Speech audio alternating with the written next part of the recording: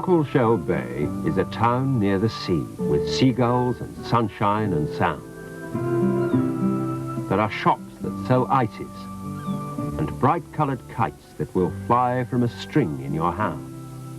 There are white-painted houses along the seafront, and one's called the Bucket and Spade. It's where people stay and two children play with all the good friends that they've made. So meet Robin and Rosie of Cockleshell Bay.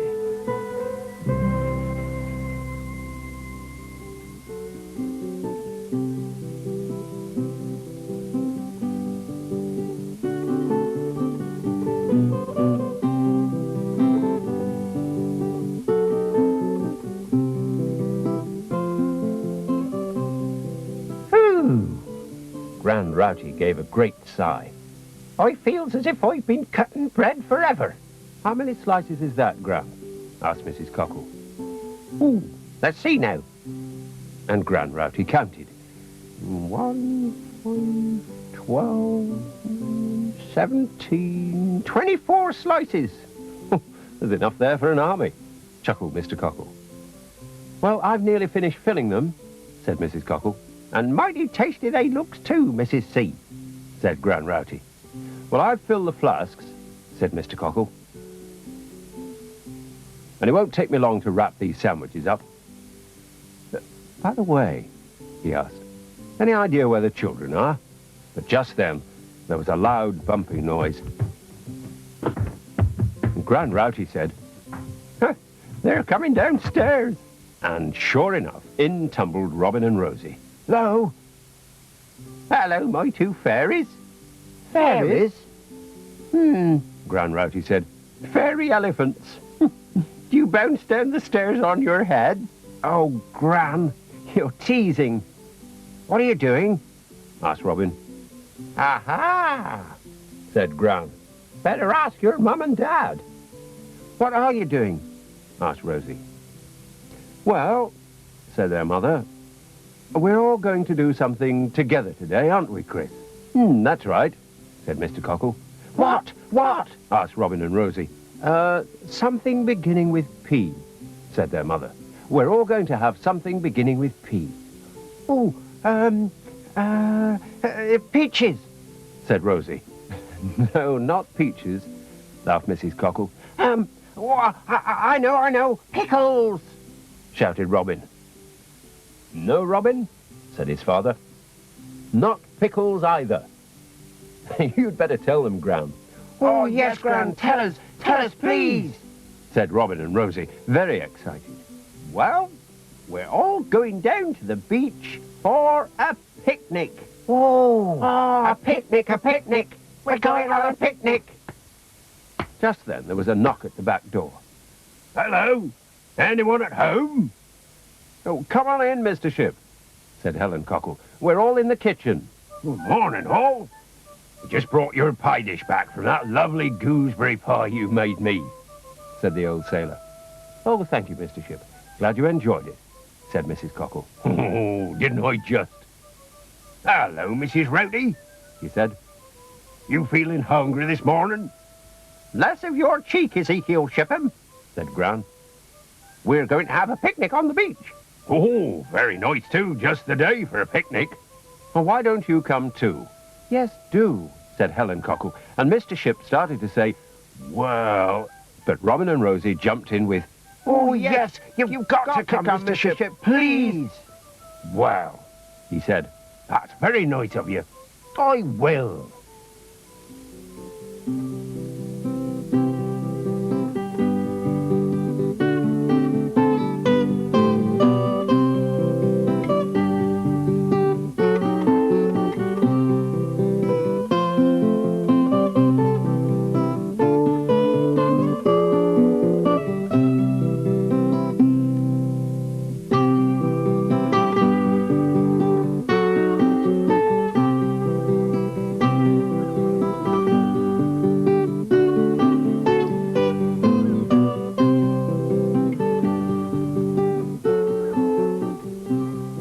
Robin and Rosie got there first.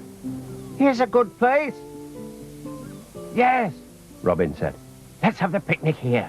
Hang on, you two," called Gran Rowty. "Yes, not so fast, please," Mr. Cockle shouted after them. "We've got a lot to carry." "All right," said Mrs. Cockle. "We'll set the things out here. I'll put the rug on this smooth bit. And I'll put the deck chair up here."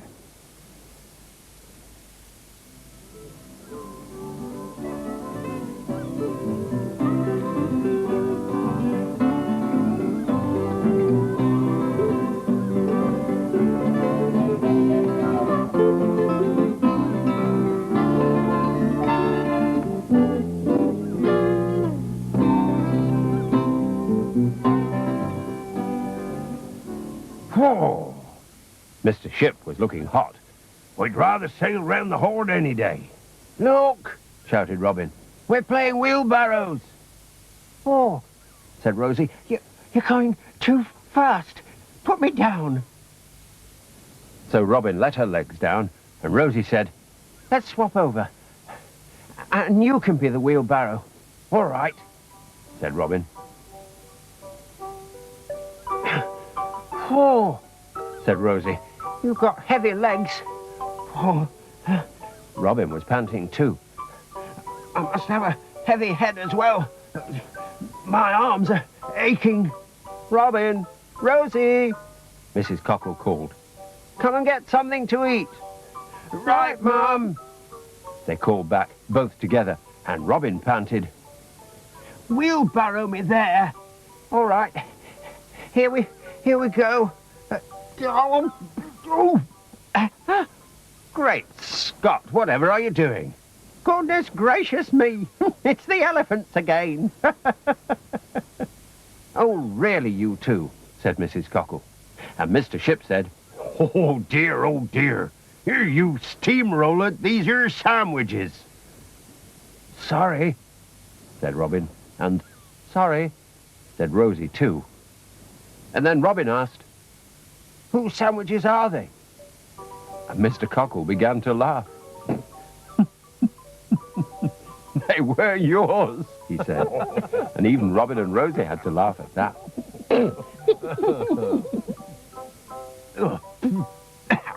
Said Mr. Cockle. "I'd forgotten about picnics on the beach. You always get sand in the sandwiches." "Well," Rosie said, "perhaps that's why they're called sandwiches." "And what about the witches?" "Well, maybe they're what the sand witches used to live on." "That's silly," said Robin. "There's no such things as witches." "There are." "Are not." "Are yes." "Now, don't start arguing, you two," said Mrs. Cockle. "No, don't. Anyway, sandwiches have nothing to do with sound. Or witches. They're called that because the man who invented them was called Sandwich, the Earl of Sandwich." "Oh, is that a fact now, Mr. Cockle?" said Gran Rowty. Mr. Ship shook his head and said, "Well, I never." And Rosie said, "What's an earl?" "Oh, Rosie," said Christopher Cockle, "not more questions. I'm supposed to be having a picnic." "Well, an earl is a lord, like a duke." "Like the Duke of York?" said Robin. "Exactly." "Ooh," said Rosie. "We know a song about the Duke of York marching up and down." "So you do," said Mr. Ship. "Here, you do the marching, and I'll sing the song. You can march up and down these hills." Oh, great! "Oh, the grand old Duke of York, he had 10,000 men. He marched them up to the top of the hill, and he marched them down again. And when they were up, they were up. And when they were down, they were down. And when they were only halfway up, they were neither up nor down. Oh, the grand old Duke of York, he had 10,000 men. 10,000 men. Halt!" Yes, ma'am? "Well, I was just wondering if the Duke of York's men wanted to go on marching up and down, or whether they'd like some of Gran Rowty's fruitcake." Oh, said Robin and Rosie, both together. fruitcake! We are starving. "Well, come on then, and we'll finish our picnic lunch." And so they did.